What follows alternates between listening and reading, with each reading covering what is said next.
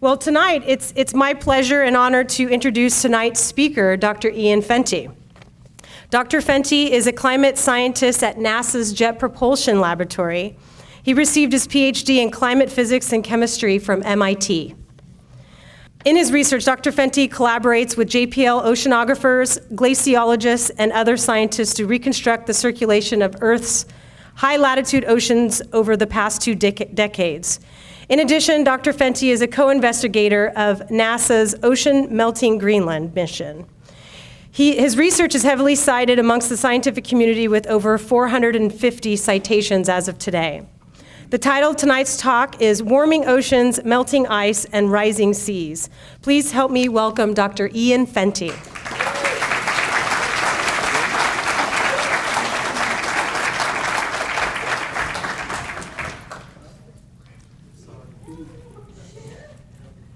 I'd like to thank Ed Mastro and Julie Passarelli for making tonight happen.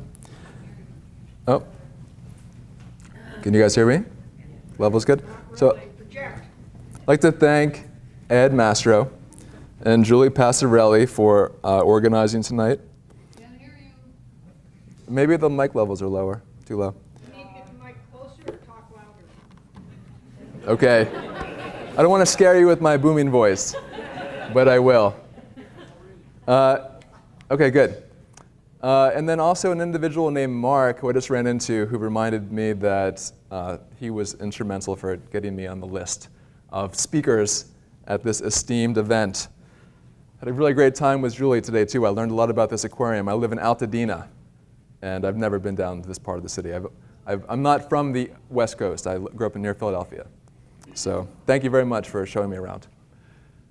The topic today is sea level rise, which is really a topic about climate change. But before I go into that topic, I just want to put NASA on the map for you with respect to this subject. So most people, including myself, before I started in this field and came to Jet Propulsion Laboratory 8 years ago, I always thought of NASA as a organization that did mostly space research, right? So, and we're all familiar with these missions, the Man on the Moon and the International Space Station, and at JPL we specialize in the rovers that go to Mars. You may have just heard that we had a successful landing of a project just last week, the InSight lander.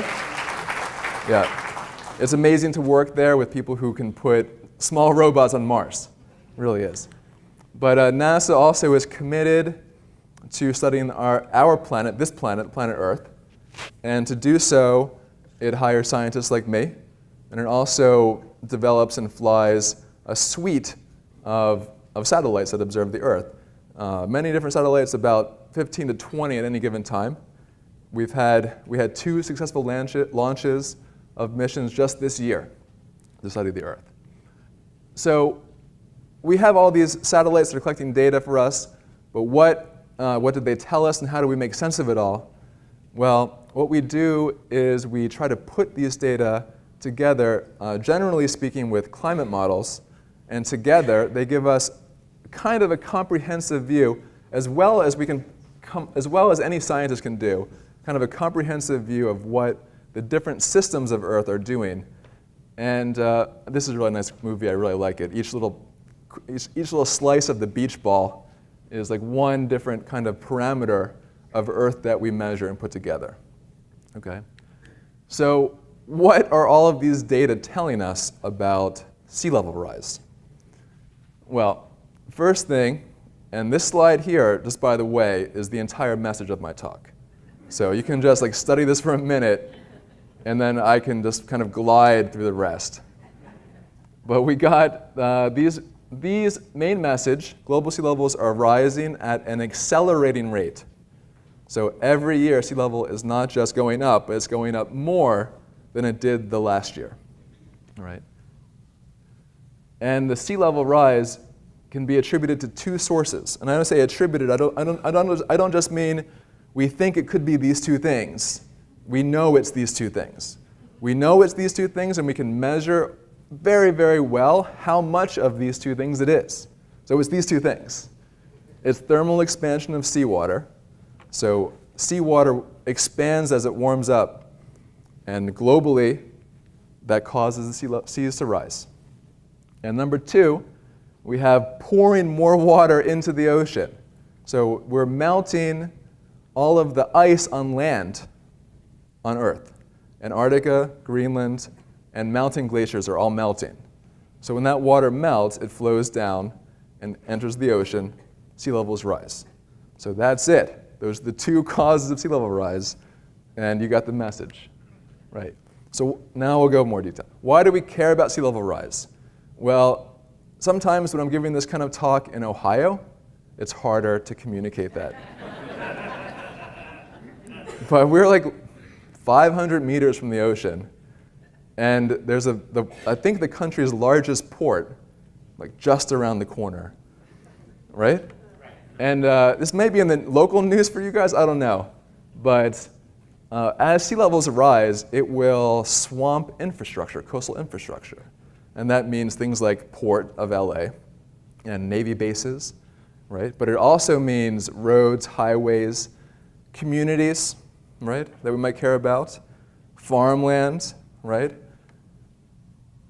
This image on the right here is a really great, it's a result from a really interesting paper that was published in one of Nature's journals, and it shows a map of the 20 most vulnerable cities to sea level rise around the world. And this vulnerability is not just how many people live near the coast. It's a combination of how many people live near the coast, and how much destruction is anticipated, and how well are the governments of those that have those cities, how well can they handle the extent of devastation that's anticipated. And you'll notice that 3 of them are in the US, which to me was shocking, because I always think, oh, America, we have unlimited money, and we'll just magically transport people away from the coast, and we'll figure out Miami. But it turns out we don't. And actually, there were several articles in the last couple of weeks in the LA Times and NPR, and they were talking about, in Southern California, coastal towns who were telling the community, guess what? 0 chance we're going to help you relocate once your houses are lost. And they were communities that were very close to here. And yeah, that is probably the reality. We will not be able to save coastal cities even in wealthy US. Right? So you read those facts, I don't have to read them to you. Right. Even right now, there are some communities and countries that are suffering from sea level rise, and these 2 examples are in the US, and I cite them. It's kind of like a little weird to cite them because they have other factors that are causing them to be lost, but they both share something in common. They're little islands, and they're already kind of extremely close to sea level. And one's in a delta, Louisiana Delta, and the other one's in Chesapeake Bay, Virginia. And both of these communities are going to be lost imminently. And the people there are going to have to move. And the government has offered assistance. And people say no, but that's only because they haven't yet been completely flooded out of their house every day of the year, right? So we're losing some small towns now, ones that are kind of like ridiculously close to sea level, but it's really just a short matter of time before we start losing more. In California, why do we care? Well, one thing that people care about in California is our iconic sea cliffs, and there's a lot of money in these fancy houses. You guys may live in some of them, like for example, this one in Malibu, right? And this is a great example. This was a famous picture. As sea levels rise, the water can erode away at the base of the sea cliff, and it doesn't take very much. The coastal geomorphology doesn't lend itself very well to waters lapping at the base of the mud cliff. And these cliffs are all currently in retreat. The thing about the retreat of the cliffs is that it doesn't happen like 1 inch per year. It happens nothing, and then 12 feet. Right, so this will be more and more in the news as the seas breach these man-made coastal armaments. And a topic which I learned about, I thought was very interesting, is that actually a lot of communities in coastal California don't get their water from the Sierra Nevada mountains. I thought we all got our water from the aqueduct, and that was just it. Again, I'm from the East Coast. It rains there. We don't worry about the water availability. But here, I learned that there are many communities that pump groundwater that live that are by the coast. And as you pump groundwater out and sea levels rise, seawater penetrates underground and can infiltrate and contaminate aquifers. So a well that used to work to pump fresh water out, that you would then use to irrigate a farm, a field, now pumps up salty water, and you've ruined your field. So this is a major issue in Central California, where the groundwater pumping and so on and so forth. It's also a really big deal in places like Miami, which you may not know, that a lot of the groundwater that they used to drink in Miami comes from wells that are actually very close to relatively close to the ocean. So all of those wells are on the list of things that have to be moved inland. And of course, coastal flooding, I keep saying coastal flooding, but this is a kind of a real thing. Just in this area, we have, for example, a power plant that's just a few meters above sea level. And this picture I grabbed, this is near Newport. This is like a king tide event, and there's someone stand-up paddling down the main street. Actually, I gave a talk like in this building right here soon after that event, it was kind of cool. But this is going to be happening, this is the point, with more and more frequency, greater and greater frequency. This is what we have to look forward to. One more, Southern California. Basically, where it's light blue and purple, these areas are going to be regularly flooded through just the typical kind of normal big storm that runs through, and probably will be abandoned. So now I've scared you. Sea level rise is a terrible thing. It's happening now. I will talk about some science with you. So how do we know sea levels are rising? Well, NASA has a kind of a satellite called an altimeter. And how it works is that it is basically sometimes a radar, sometimes a LiDAR. It sends a beam of light, electromagnetic pulse, from a satellite down to the sea surface. The beam of light, the electromagnetic wave, bounces off the sea surface, comes back to the satellite. Okay? And we know the speed of light, and we have a clock. So you just time it, how long it takes, and the two-way travel time divided by 2, speed of light, and you have a distance. So we have several altimeters. NASA and other space agencies have several altimeters. They've been flying for about 25 years. And they give us a complete map of sea levels around the world.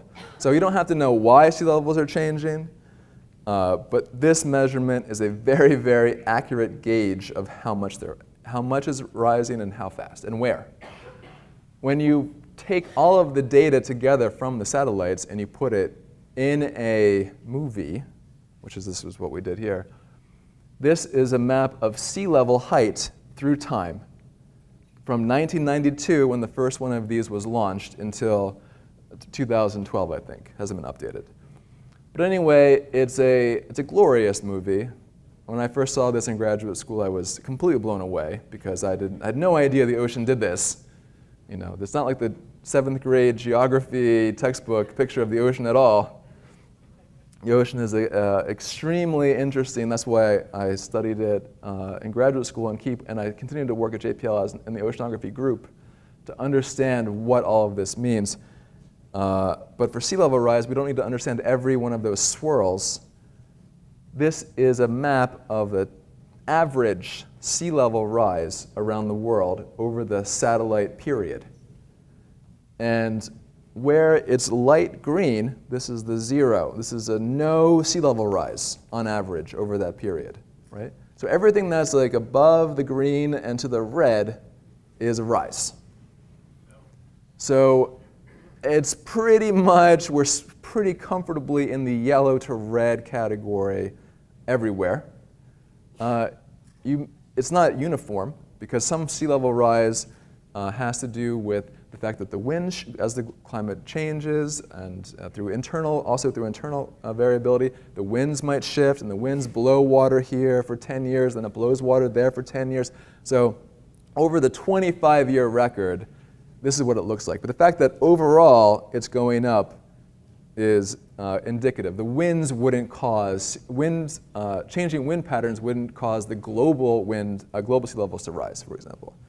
You may notice that California is in the green area, which is surprising and temporary.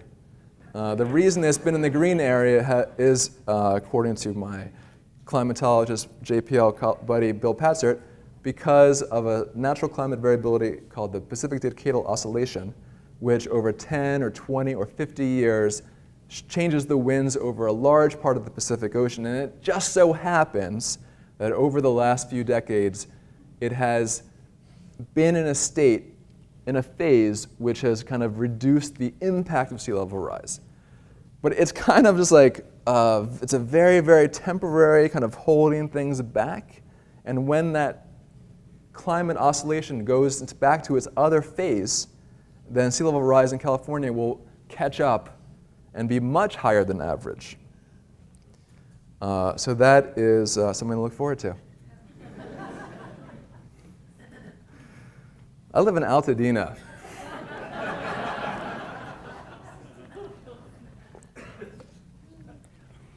So this is my first of hopefully not too many charts, but I will show you some charts. But I put it in, I try to put everything in like normal person units, okay? So y-axis, because I'm a normal person, y-axis is inches, and x-axis is time. So this curve is a curve of global sea levels through time, measured from several different methods.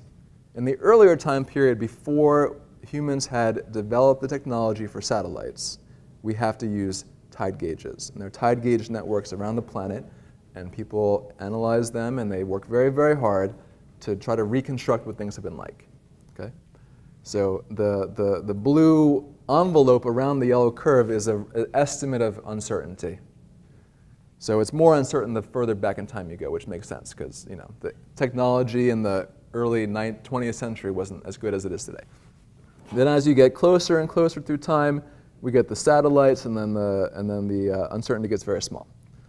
So let me see if this works. Yeah. So what you might notice by eye is that the curve is not straight curve, and if you are someone who just crunches numbers all day long, like we obsessively do, then you might decide to slice up these time windows into different periods. And you can get different numbers depending on how exactly you cut it, but it's roughly, this is how things look.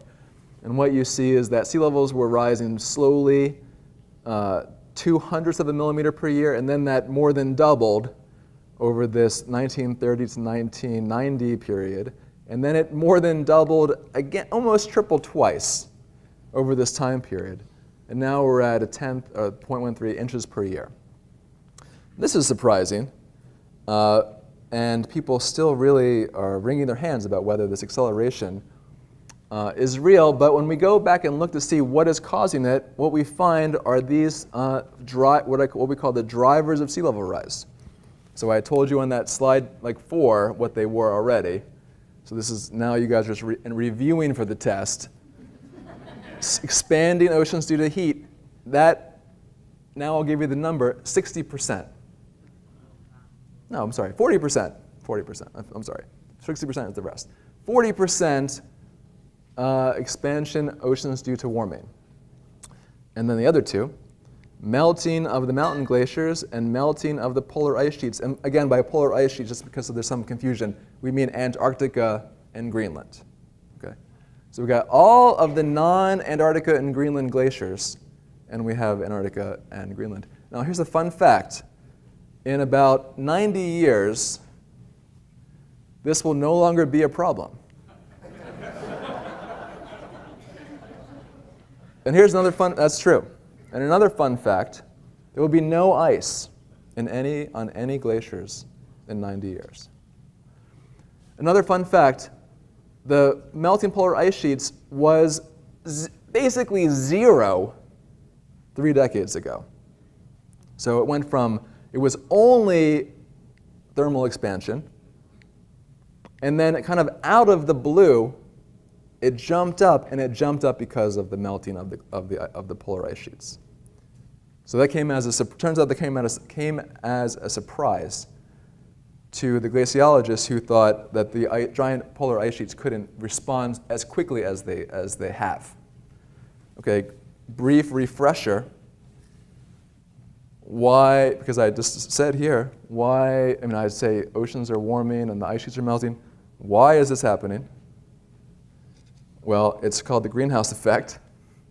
And I think probably everyone who has come to my talk tonight has read what this is. But the short version is, greenhouse gases have this funny property where they absorb infrared radiation. And everything that is above absolute 0 gives off infrared thermal radiation. When the sun heats up the land and the oceans and your car, and then at night that car cools off, it's because it's radiating the heat back out.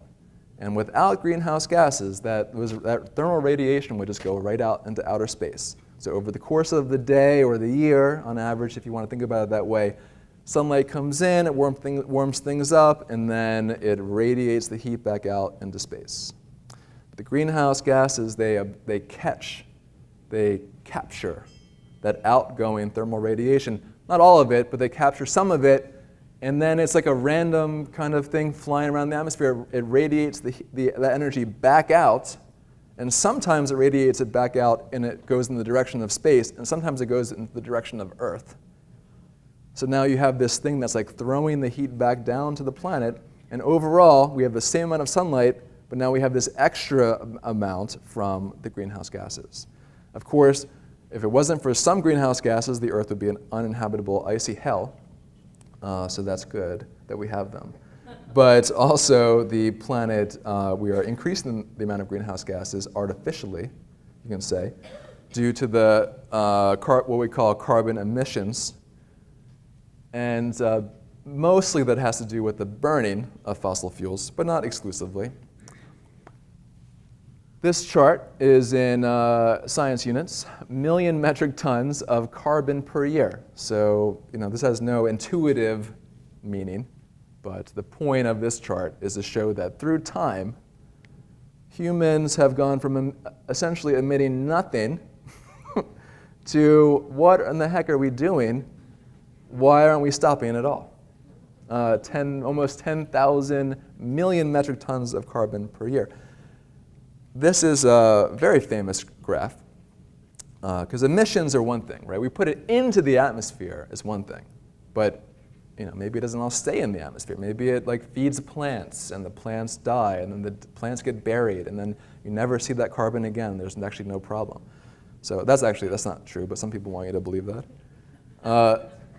Some of the carbon dioxide, some of this excess carbon dioxide that we put in the atmosphere, it stays in the atmosphere. Some of it gets absorbed in land, some of it gets absorbed in plants, some of it gets absorbed in the ocean, but not all of it does. So there's some amount that we emit that sticks around. And this is a chart that shows how much CO2, carbon dioxide, there is in the atmosphere, parts per million. It's not very much in terms of total amount, but it's all you need. Through time, famous measurement, like I said, made in Hawaii, and it shows this steady increase. In fact, if you have really careful eyes and you parabolas, you might even say this is accelerating. This has not just a linear curve, right? It's going up faster each year. And just some fun points here. 2016. CO2 passed a symbolic mark of 400 parts per million. And there we go, 30% higher than any time in the last almost million years. And even if we stopped all carbon emissions more or less right now, we would never get below 400 million in our lifetimes. So the CO2 that's up there, it doesn't just fall out or rain out. It takes a long time for it to go away naturally. So even if we stopped tomorrow, it would still be there for a long, long time. Okay, so there you go. So what has the response of the climate system been to this this increased amount of greenhouse gases in the atmosphere? And everyone knows it's warming. This is a chart showing global average of temperature on the planet since 1880. And the red is like the 5-year running mean.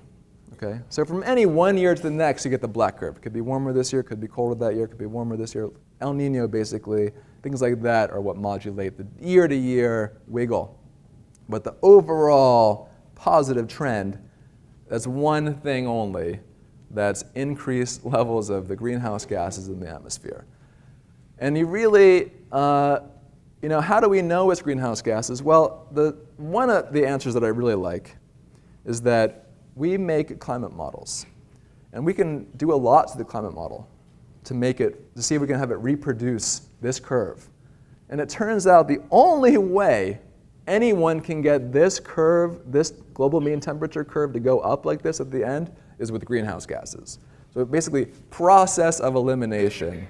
We know theoretically the greenhouse gases do this. We can do that in a laboratory very precisely. But on the planet scale, we can hypothesize, but like I said, we do process of elimination. It turns out the only way to get that curve to go up at the end is if you put greenhouse gases in the climate model. So we're like 99% sure that's what it is, despite some contrarians who might say sunspots or UFOs or who knows what they say. But that's what we know it is. We've checked like everything that they've suggested. Everything the crazies have suggested, we've tried, and it's not that. That's true. So here's another map. I like this one. It shows in red, this is like all reds and curves going up at the end. Red is warmer. So this is a map of the average temperature of, it's a little out of date. This is a year and a half ago, 2 years ago, of the anomaly, so like how much above the long-term average is the planet, okay? So it looks like 2 summers ago, we were somewhere like 1.5, 2 degrees above average pretty much everywhere on the planet. You might notice that in the higher latitudes, the northern hemisphere, it's more red, something called polar amplification.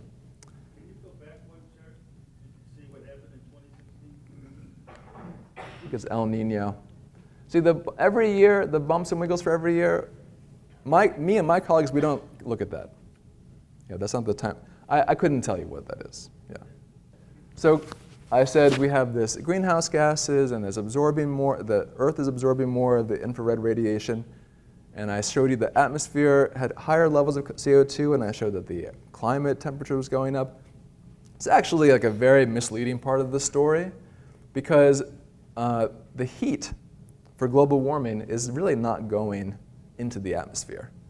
And what I mean by that is all of this excess greenhouse gases, when they send the thermal radiation back down to the planet, that radiation isn't just warming the air that you and I are living in. Like 93% of that excess heat coming down is being absorbed into the oceans. And the oceans are always mixing, and the big currents, and the water's going down, and just anyway, the heat is not just staying in the atmosphere, it's going down into the oceans. If all of the excess heat from global warming went into the atmosphere and didn't go into the oceans, we would all already be dead. The planet would have been made uninhabitable a long time ago.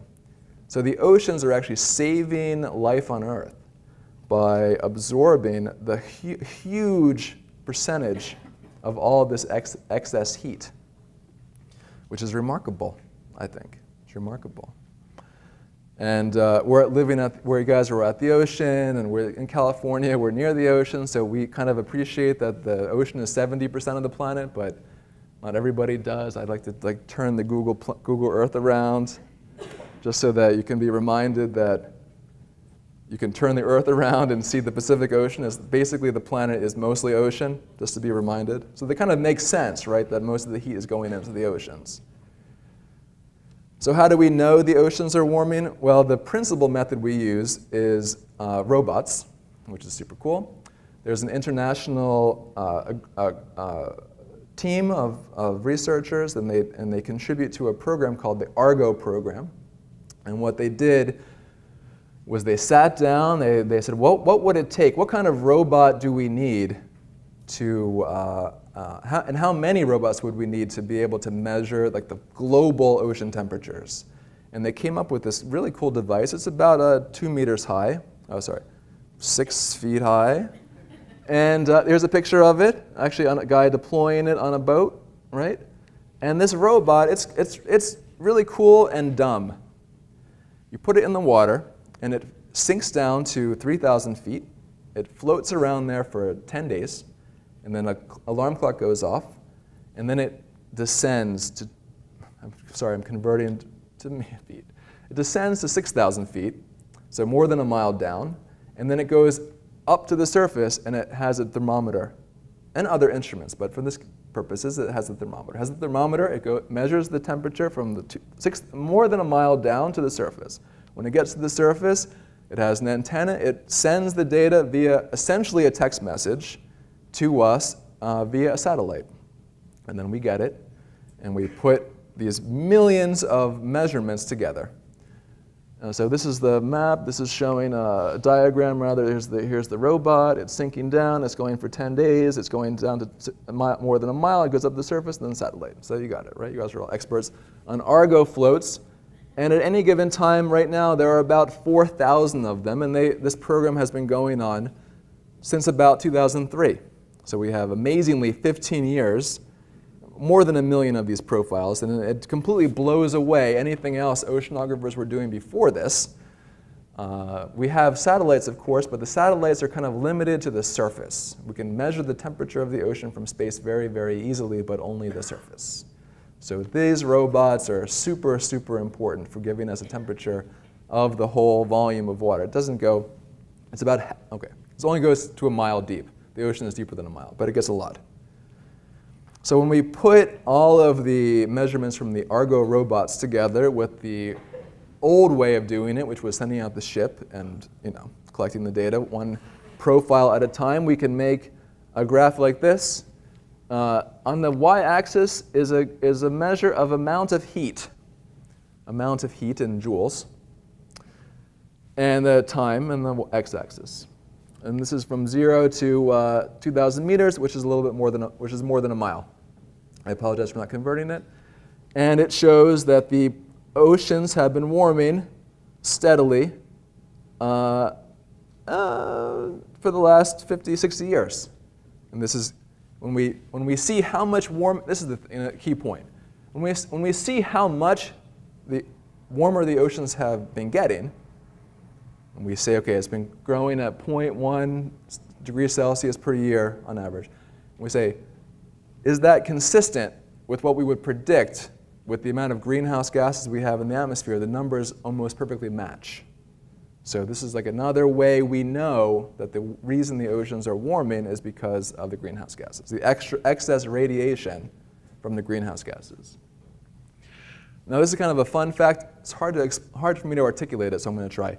If you take all of the energy that all human activities do, or all human activities use over the course of the year, so all humans together do, every mile we drive in the car, every widget we make in the factory, every single thing that humans do that uses energy, and you add all that up, it is only 10% of the amount of energy the oceans are absorbing every year because of the excess greenhouse gases. So just an enormous, the scale of what the oceans are doing is just completely beyond what I can personally imagine. Just 10 times as much as all humans, all activities put together, that's what the ocean is absorbing because of 60 part per million rise in greenhouse gases. This is incredible. So I'm going to move on. So now we've kind of spoken for a little bit of time about the warming of the oceans. Now we'll move on to the melting of the ice. So As I said, we have about 30% in these two remaining buckets, ice sheets and mountain glaciers. In case you need to be reminded, this is where Greenland is. It is the largest island on the planet, and about 1.5, oh wait, I keep saying it's 1.5 times California. No, sorry, 4 times the size of area of California, about 2 miles thick of ice, and if all of it were to melt, sea levels would rise 23 feet. Antarctica, usually cut off on all maps at the bottom, is a continent. It is considerably bigger, like 10 times more ice than Greenland. And ice is can be 3 miles thick. And if all of that were to melt, you better find another insurer. How do we know these ice sheets are melting? Well, NASA has this really cool satellite called GRACE. Actually, we have a new one called GRACE Follow-On. And what it does is it measures how the Earth's gravitational field changes. And why would the gravitational field of Earth change? Well, things that have mass have a gravitational attraction. So if you remove the mass, then you have less gravitational attraction. And so these satellites can detect those very, very small fluctuations. And what they tell us is that in blue, in Greenland, that Greenland is losing mass, and by how much? It's like on average of over the whole island, 5 centimeters of ice per year. It's actually I saturated the color. Actually, it's more than that. But the whole island is on average thinning by 5 centimeters a year. And you may also notice some other blue spots on the map. You might notice Alaska and the Canadian glaciers, and you may notice the Himalayas and Patagonia. Some of the reds and the blues in other places they give you a sense of drought. So if there's groundwater is leaving or there's a flooding event, it shows up as more mass, more gravity. But the key things in here are Greenland, Antarctica, Western Antarctica in particular, and all of the high mountain glaciers. And these curves down here convey, from the launch of this satellite in 2003 until 2015, just what the trends are of Antarctica, Greenland, and the mountain glaciers. So we know, and we can, like I said, we can measure this so well. That's how we know it's 60% of the sea level rise is because of the melting ice. So let's try to put this in perspective. This is New York City. In case you've never been to Manhattan, this is the island of Manhattan. And how much ice is lost per year? You take the island of Manhattan and you go from the ground to the top of the Freedom Tower, which is almost 2,000 feet high. You fill the island with that much ice and you just melt it. That's every month. That is the rate at which humans are, you can say, disintegrating the land ice of the planet. Sometimes I have to show a map of where New York City is when I talk to Californians. It's east. Global sea levels, I have to show the map of where Greenland is to most people too, which I think is funny. So now let's talk about global sea level predictions. So predictions for sea level are really terrible. And the reason is because we don't know what's going to happen to the ice sheets. So you recall when I made this figure that when I showed this figure before, that sea levels were going up slowly and then it more than doubled, and now they've more than doubled again. And I kind of mentioned that this last doubling came as a surprise. And the reason was, I said before, it's because people did not expect the ice sheets to be able to melt as fast as they are. So that really made scientists very humble, because scientists like to think they know everything, and they don't. And one thing that scientists have a really hard time with right now is trying to give accurate estimates of what to expect. How fast are sea levels rising, and when do we need to begin to abandon cities and build the walls, and how high do the walls have to be? We really don't know. And like I was saying, it's because we don't know how Greenland and Antarctica are going to respond. And why don't we know? Why can't we just figure this out? Well, one of the biggest problems is that we have so little data about what's happening kind of like in the physical environments around Greenland and Antarctica. Of course, there are scientists who have been studying Greenland and Antarctica for decades, people who make their whole careers out of it. But these are huge places. Antarctica is huge. Greenland is huge. It's extremely uncomfortable to go there. Most of the, like 363 days a year, you don't want to be there, right? It's really uncomfortable. And the oceans freeze up. You can't land an aircraft. Anyway, the issue is we don't have good measurements around the ice sheet. And the people realize this, and we have been working really hard to increase the amount of measurements right around the ice sheet. Also, other scientists work really, really hard at making sophisticated models of how ice flows so that they can, so we can make model predictions of what will happen to the ice sheets. But I think in all honesty, this work is really in its infancy compared to the traditional physical oceanography, the study of how warming oceans and the warming atmosphere is going to affect the ice sheets. This is a problem which didn't even exist it wasn't even on anyone's radar 20 years ago. I mean, we know that there were ice ages and the ice sheets expand and they go away over time periods of hundreds or thousands of years due to natural climate variations, but what happens when you just crank up the thermostat like humans are doing? We don't know. So I want, for the benefit of time, this is just, okay, I want to talk a little bit about a mission that we have to study Greenland.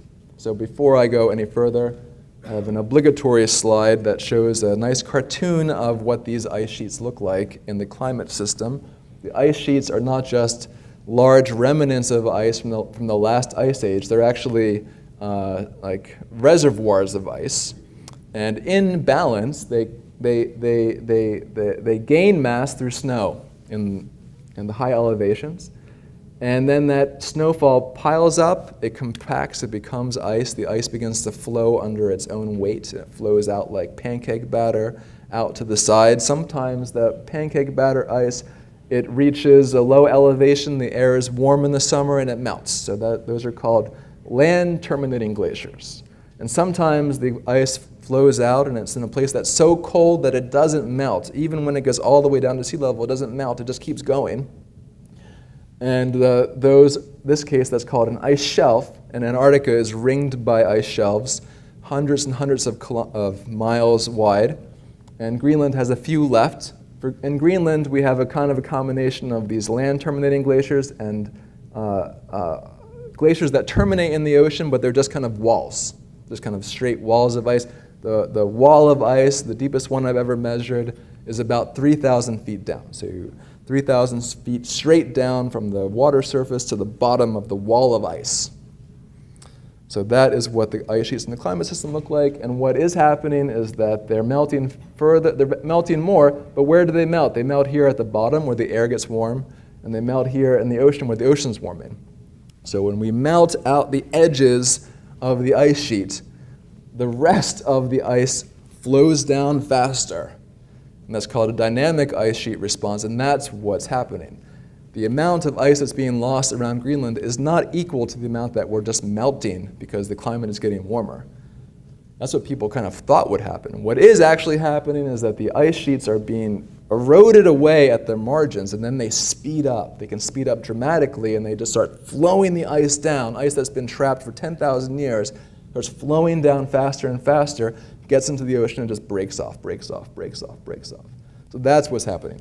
And that's the part of the problem. We don't know exactly how that happens. We just see it happening.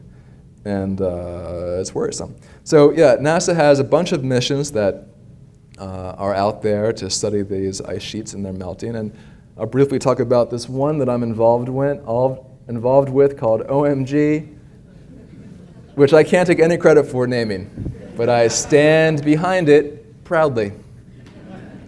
I love it. I love the name of this mission. This is a mission that they call it a suborbital mission, in the sense that means that we don't fly a satellite.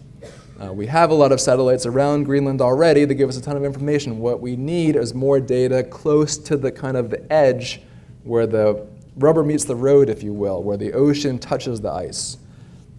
So this mission is a 5-year mission, and I'm one of the investigators of the mission. And what we want to do is we want to measure how the ice is changing right along the edges.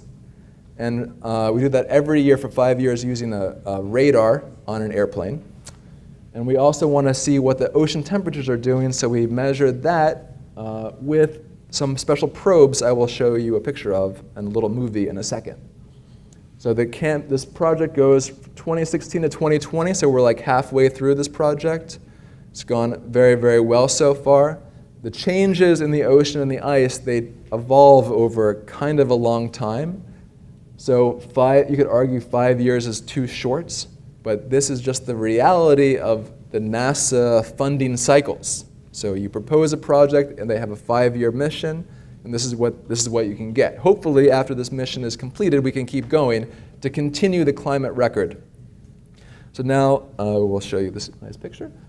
This is what a lot of Greenland looks like from an aircraft just flying along the coast. So this is a fjord.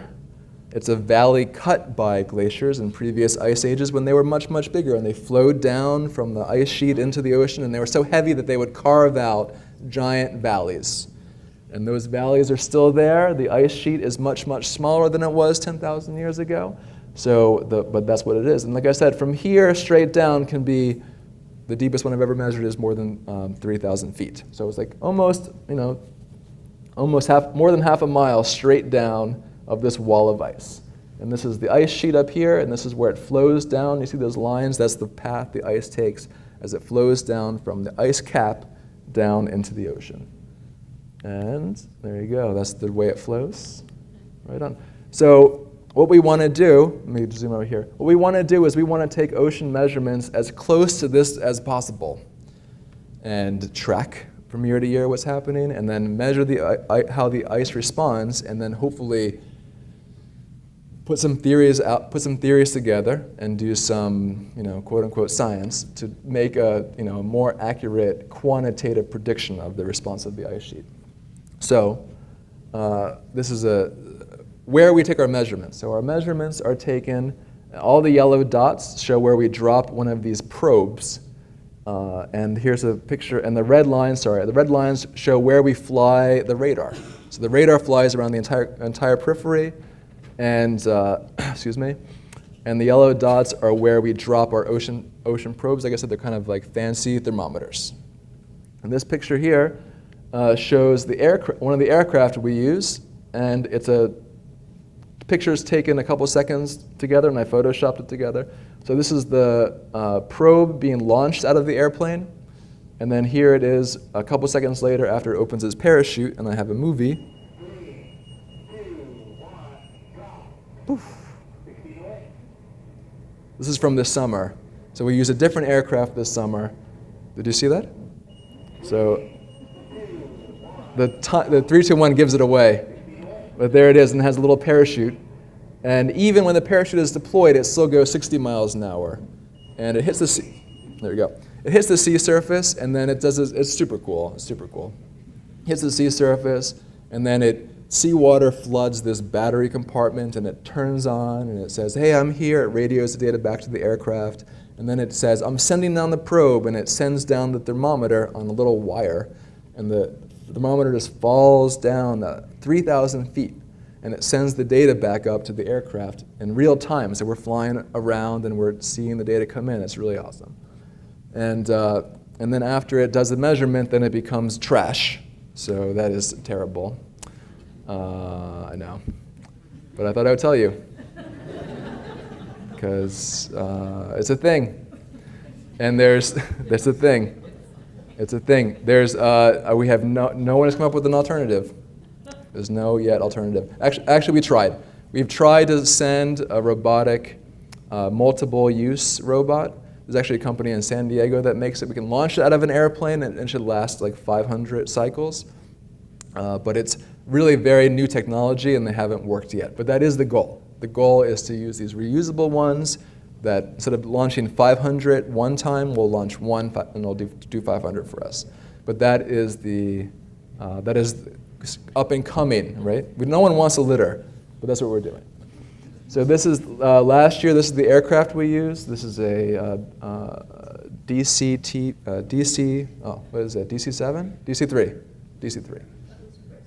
right? 1942 or 43, completely refurbished and certified brand new, 0 flight hours by the FAA.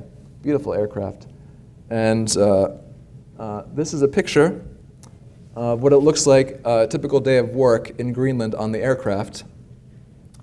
So I'm sitting here in third class in the baggage compartment, and this is the tube that you saw my colleague launch a probe out of. These are the probes themselves, and we have the probes stacked up in these crates. We drop about 50 a day. We fly for 8 hours and drop 50 a day. And up here is our project leader, and he has the headphones on. He's listening to the data coming back up from the probes. And yeah, that's what it looks like. This is actually what it looks like in my office on those days, so I just thought I would show that. Normally at JPL, I have no window. I have no window in my lab, so this is really a nice change. So we're looking at a map of the seafloor, and these are the recorders that record the data coming back. Here's a fancy GPS, and there's the propeller of the aircraft. It's really incredible. Yeah, I could show you 1,000 pictures like this, but I'll just show you this, maybe like 5. No, so this is what in this case, what we're doing is this is obviously the glacier. It's flowing towards the ocean. What we're doing is we're coming in, and we're going to bank left and flow along the flow of the glacier, so we don't get surprised. If we flow up glacier, then the elevation is going up, and that can be dangerous. So you want to see everything and fly down. So we're going to drop 1, 2, 3, maybe 3 or 4 probes in that fjord. Yeah, it was cool. Another part of this mission is to map the seafloor because most of the seafloor around Greenland hasn't been mapped, and we need to know how deep it is because the waters that are melting Greenland are far below the surface far below the surface, could be 1,000 feet down. And the warm water that melts Greenland flows in these canyons, submarine canyons. And we know that they have to flow in those canyons because the water, like I said, the warm water is deep. But we don't know where the canyons are, or we didn't know where the canyons were before we did this mission. So we hired a few ships, and they have a multi-beam sonar, which takes a very, very accurate measurement of the shape of the seafloor. And we're able to basically cover these huge areas that before we didn't have any data about.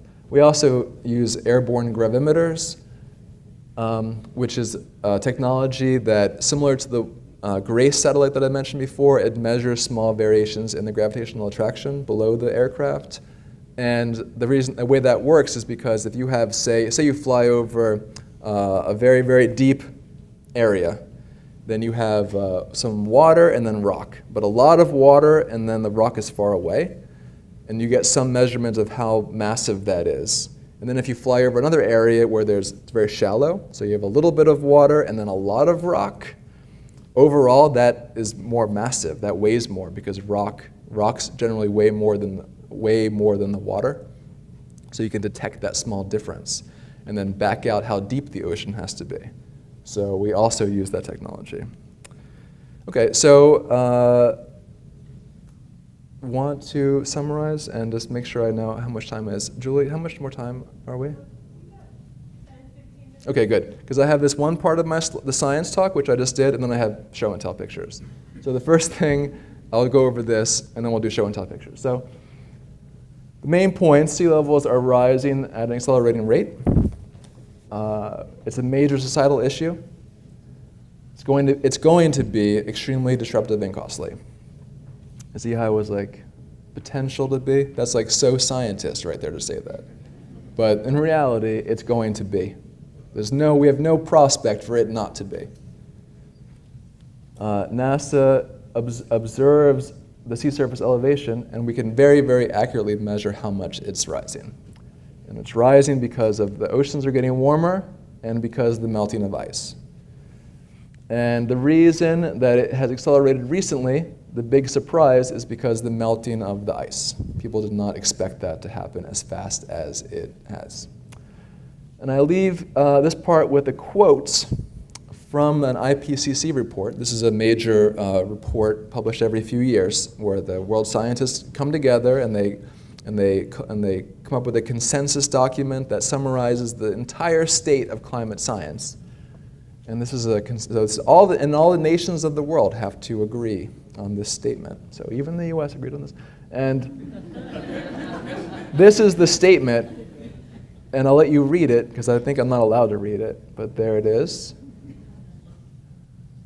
Okay, and I think just look at me when you finish reading it, and I'll move on. Okay, there we go. Very good. Okay, so then the last few minutes of my talk, I'm going to show you, because I'm at an aquarium. I put all the slides together, and then I came here, and I got the tour with Julie, and I was like, I'm at an aquarium. I should be talking about like animal stuff. Because anyway, I'm a physical oceanographer, and we never talk about sea life. But this year, I had this great opportunity to work with marine mammal scientists who study narwhals. So we have this collaboration project between NASA and the Navy, because the Navy funds my colleagues' research. Colleagues here being Kristen Lydra and Melina Simone. Kristen is at the University of Washington in Seattle, and Melina is a scientist in Greenland. She lives and works in Greenland. And you can Google Kristen Lydra after this talk and learn all about her amazing work. It's just an incredible thing to work together with her on it. So the story of this project is, I've been a fan of Kristen's for a long time because, what do they call it? Charismatic megafauna, the narwhal. The narwhal is I learned that she was doing this project, and I said maybe we can work together, and we were able to do it. So what is a narwhal? A narwhal is a whale, and I'm not a marine mammal scientist. There can be, let's call it 20 feet long. Their tusks, I've seen a couple of them. They can be like from the floor to here high. And they live in the Arctic, in the seas around Greenland. They're an incredible animal. No one knows what the horn is, or the horn is for. The horn is actually a tooth. And I think I have no more narwhal facts for you. Anyone else have any narwhal facts they want to shout out? The younger ones are more white, and the older they get more spots. This is an old one. Oh, and I know someone else. The reason I was a fan of hers is because what she did 10 years ago was she caught some narwhals with the aid of some local Greenlandic hunters. They caught the narwhals very lovingly, and they glued on a temperature probe onto their neck. And the narwhals can dive. I think the deepest one they've ever recorded is 3,000 feet deep. So they dive to the seafloor. Right? So there's an animal that lives near the glaciers and dives to the seafloor every summer when the sea ice melts away. So they have the potential to to help us, right? Because we can protect their habitat, and they can carry our instruments, and it could just be win-win, humans and narwhals. And then after a couple of months, the instrument falls off and it becomes garbage. I'm sorry, we can't help that. But anyway, that's what that's all about. So this summer, the project is a 3-year project, and the idea was that Kristen and her colleagues, their plan was to go to these 3 remote fjords in Greenland and put down what are known as moorings. So they're lines that are anchored to the seafloor, and maybe 2,000 feet long moorings. And at the top of the mooring, they would put a giant acoustic recorder, which is just like a microphone, basically. A microphone that works underwater. And narwhals, they use sonar to hunt, so they're always clicking, click, click, click, click, click, click, click. And when the narwhals swim by, then her recorder would know when it happened and how many narwhals were there and what they were doing. And it's I'm not a marine mammal scientist, so I don't really know what they do with the information, but that's what they were going to do. And I said, let me use the rest of the line. Maybe we can work together. I will put instruments, my thermometers on the line, and we can just do this together. So that's what we did. And so with Melina, we got this ship, which is a beautiful ship. This is a Greenlandic science vessel. And we did 8 days in northern Greenland. This is what it looked like every day. Here's a photograph of the back deck.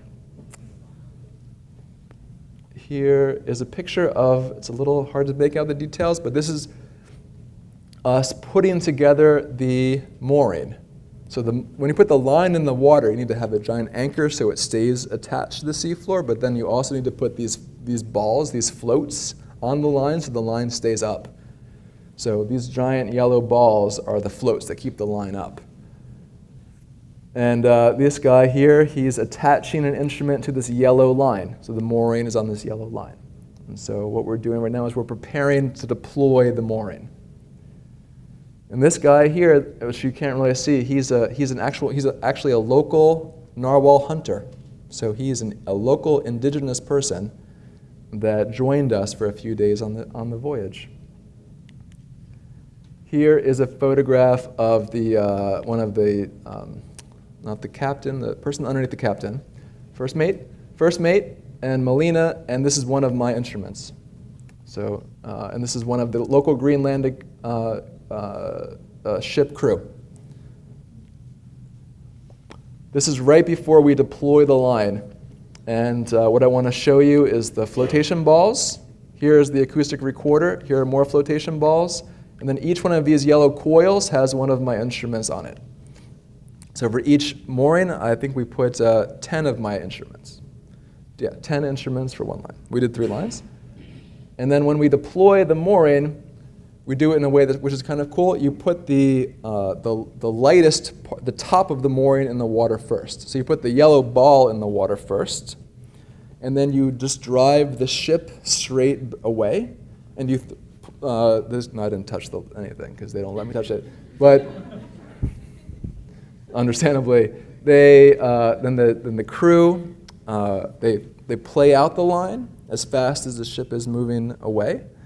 And then when they get to the very end, they throw the anchor over very safely, and then the anchor sinks straight down. And then the whole rest of the line, like the 2,000 feet of line, comes straight at you and then down. So this is a picture just after that has happened. So you see the glacier, it's amazing. And then the ball was over here, and then it was kind of been dragged forward, and you see the ripples in the water. So it's being dragged forward, and soon it will sink down. And the top of the ball, I think, will be like 200 feet below the surface, but I don't remember exactly. This is a picture of one of the ship crew, and he's handling another instrument that's kind of a bread and butter instrument for oceanographers like me. It's called a CTD. And we're taking measurements with this reusable instrument at one of the sites. Yeah.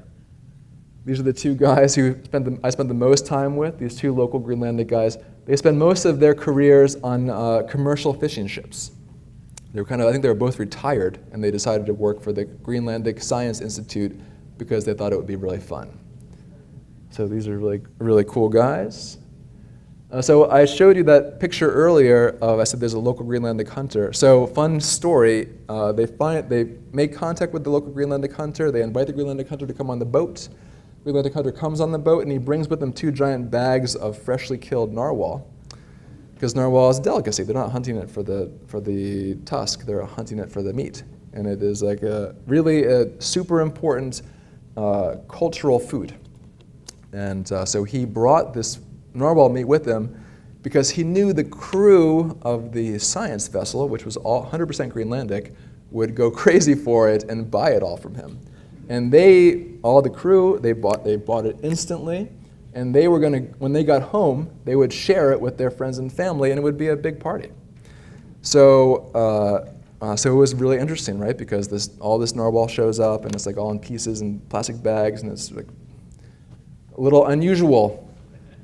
Then they started eating it at dinner time. So this is like narwhal skin and blubber, and just below the blubber, I guess. They call it mattock, and they eat it raw with soy sauce. And the Greenlandic guy, he actually became my roommate for the few days that we shared together on the boat. And he didn't speak any English, and I don't speak any Danish or Greenlandic, so we communicated with hand signals. But I wanted to point out, this is how small his hand is. This is his glove, his sealskin rabbit or polar bear fur lined glove. I couldn't figure out whether it was polar bear or sealskin, but his glove is like this big. Really, an incredible person. It was really quite an honor to be able to share time with him. Picture from the bridge of the ship, typical picture of a mid-afternoon on the ship. Beauty shot of ice. You can get sad. I know people can see too many pictures of icebergs, so I will stop and this is the last ice I will show you, but it's really incredible. This is a picture of a typical Greenlandic village. What it looks like, what people are doing up there. There's no soil, so the cemetery is just rock piles. Very interesting. And this is just what you kind of see walking around. This is like people putting out their laundry. You see polar bear hides drying in the sun in the summer. And that's a polar bear skin. They really use polar bears for their clothes and whatnot. So let me see. Yep, that's the end. End of my beauty show. Thank you very much.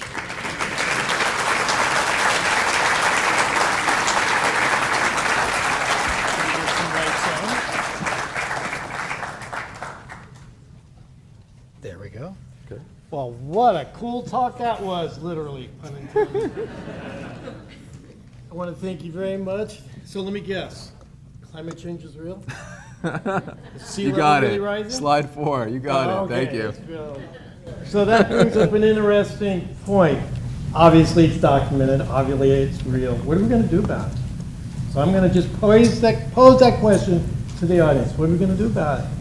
So at the aquarium, we do a lot of education with our youth and our visitors, some solutions to slowing down use of fossil fuels. It's going to take all of us. It's going to take not individuals, we're past that. It's governments and it's corporations now. We need to work together to get these broad-based solutions. I don't know what they are. We're in it together. Maybe it's a carbon tax. That's what's going on in France right now. Maybe it's banning big cars and we all drive little smart cars. I don't know the answers, but it's on all of us, every one of us, to be part of the solution. Because guess what? It's real, unfortunately. And it's happening faster than even I thought. So thank you for the incredible lecture. So we have a small gift for you. Oh, thank you. Thank you very much. And we're going to ask, does anybody have any questions they want to ask? Here, he's up there. I'm going to turn on more lights. Yeah, I'm sorry I can't see you, but go ahead. The Greenland is very interesting. The potential for Antarctica, of course, is much more potentially threatening. Your slides showed some suggestion that, well, maybe it's not quite as, the warming is not quite as much in Antarctica, and yet one of the others showing the curve of, so the map showing the average temperatures suggested, though measurements were very limited in showing on Antarctica. That was maybe a little bit encouraging, but then showing the graph of the temperature and measurements, it looked like things were getting significantly worse than projected in Antarctica. So do you have a sense of what happens there? Yeah, Antarctica, that slide that you're referring to, it always gets a comment because you see this half of the Antarctica has blue and half of it has red. So the red is because of increased snowfall. That's the only way you can gain mass. That map is, if you recall, was just a map that shows the change of mass of Antarctica. So the only way the mass really changes is because of ice going away. So that red is more snowfall. And the area that was blue is more melting. The thing about that map, which I didn't have time to go into, but I'm glad you asked, is that West Antarctica is melting mostly because of warming seawaters. And I don't know the exact number, but most of West Antarctica is actually grounded below sea level. So the threats between the Eastern Antarctica and West Antarctica are not equal. So the problem with West Antarctica is if you melt away the edge of Western Antarctica, then we basically remove the cork from the bottle of that whole half of the continent. Whereas East Antarctica, the ice is mostly above sea level, so even if oceans warm, the amount of ice that can possibly melt is somewhat limited because so much of the ice is on land, way above zero, way above sea level, excuse me. So Western Antarctica, even though the red and blues, Antarctica, even though the reds and blues were about equal, the blue on the western side is actually far more threatening for sea level rise than the red would suggest. Yeah, I'm sorry I can't talk about more detail because it's very long. But I will happily show you, talk to you more about it if you like.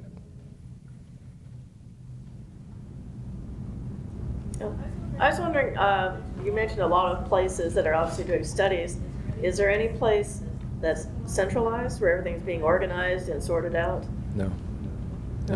It doesn't exist in science. Doesn't do that. Yeah. So there's no central coordinating body that allocates resources efficiently between nations to study this problem, which is disappointing to learn. But it's also, there's an argument for and against it. The argument for it is that you would get a lot more out of you could use resources a lot more efficiently if someone was coordinating it. And then the other side of that argument is if someone were coordinating it, one body was coordinating it and they were wrong, then you waste decades perhaps, because of institutional inertia and political reasons and civil servitude, whatever. People just start going in the wrong direction. So the model that humanity seems to have adopted is the many independent groups deciding on their own what to do with a lot of bottom-up cross-fertilization of ideas. Like for example, tomorrow I'm flying to DC for a meeting on Sunday that is outside of any agency of scientists who are self-organizing around a particular research topic involving Greenland. So that's the kind of activity that is happening all the time, spontaneously, and that is what helps the coordination. With this project with Kristen, for example, that is just me going to one of these conferences and talking with her one-on-one, and that's how the sausage gets made. You go out there, you talk about what the problems are, how the different approaches are, you brainstorm, and then maybe you can convince the Navy to do it. I can convince NASA to do it. If they both kind of will go on the date together, maybe we can make this happen, and that kind of works. Yeah. I can't see this dude. Have any of your oceanographers expressed an opinion on the chance of the North Atlantic deep water slowing down or stopping? Oh, that's a great question. Very important question, and people have all kinds of opinions about it, and the opinions are we don't know whether that's actually possible because it seems like the amount of the general topic that he's raised and that this gentleman has raised is heat is brought up along the Gulf Stream, along the east coast of North America, and thank you very much. And the warm ocean waters flow towards the poles, and as they flow towards the poles, it warms up the atmosphere over it, and that warm air makes Europe habitable. Well, it makes Europe more like a nice place to go in summer as opposed to like the Yukon. So this Gulf Stream is the engine basically that transports heat and makes Europe as nice as it is. And there's a possibility that current could slow down, right? This is what people worry about, and then therefore reduce the amount of heat brought towards Europe, and therefore maybe Europe could suffer with the cold spell. And it seems like the amount of melting of Greenland, for example, that you would need to trigger that to happen is more than we expect will happen.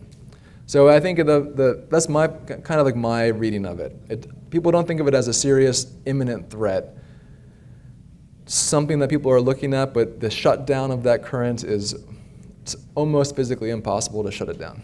But thank you for asking. Yes, sir. In your graph of sea level versus time historically, the very most recent years is a progressive divergence between the satellite data and the tidal gauge data. Right. Yeah. What is the reason for that? It has to do. It's a good, great question, and I get asked that question a lot.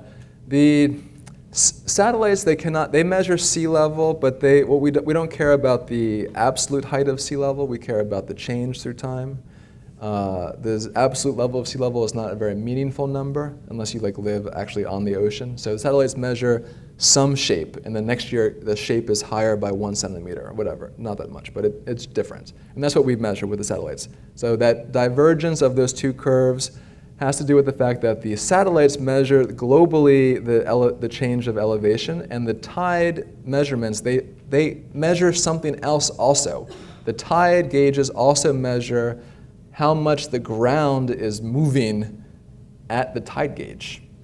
And the coast, around the entire planet, coastlines are always kind of moving up and down because of some reasons naturally, like the readjustment of the tectonic plates after the last ice age. In some places, they're moving very artificially. For example, if you pump a lot of groundwater out of an area, then the ground subsides, it settles down. So your tide gauge would give you an artificially high measurement of sea level rise. It's because the meter was going down. So that divergence has to do with the fact that we have imperfect information about what the tide gauges are doing, because in order to really know it, you need to put a GPS on the tide gauge, and we don't have GPSs in every tide gauge. So the slope that is the useful, I think the one that we have much more confidence in, is the satellite measurement. So that's the kind of the reason in a very shorthand way. I'm just wondering, what's the current guidance from the current administration in discussing climate change? I wouldn't even read that paragraph. Why are you asking me that question? No, I'm just kidding. We're scientists. At JPL, we're scientists. And NASA hires me as a scientist. I speak as a scientist. I present you facts about the science. There's no guidance about talking about the science. So that is the philosophy of research institutions writ large, and NASA follows that concept.